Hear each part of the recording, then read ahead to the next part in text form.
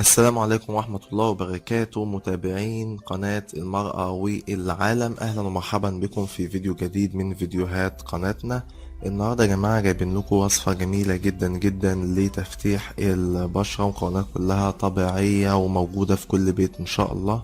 المكونات هي الفازلين ومعلقة من السكر ومعلقة من زيت الزيتون. تمام. وطبعا فرشة.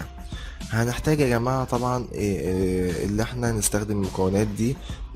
اول شيء طبعا هنبتدي اللي احنا نضع السكر يا جماعة له فوائد كبيرة جدا في تفتيح البشرة.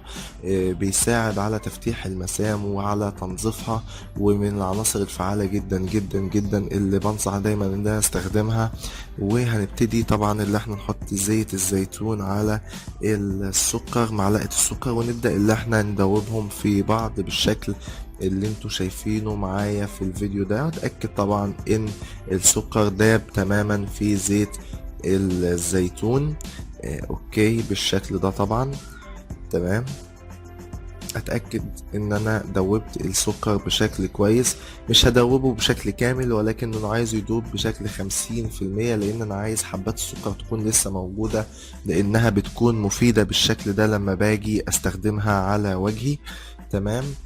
طبعا هنبتدي بعد كده نضيف نص معلقة او معلقة صغيرة من الفازلين على وصفتنا دي. طبعا الفازلين يا جماعة له فوائد شفائية كبيرة جدا جدا لبشرة الوجه او اي بشرة عموما في الجسم. طبعا الخلطة دي يا جماعة ممكن نستخدمها على الوجه، وممكن نستخدمها على اليدين والرجلين، يعني ممكن نستخدمها في اي منطقة في الجسم. طبعا زي ما قلت لكم الفازلين له فوائد كبيرة جدا جدا في تفتيح البشرة ومعالجة معظم مشاكل البشرة. فالخلطة دي يا جماعة ان شاء الله تجيب معاكم نتيجة محترمة جدا جدا بإذن الله.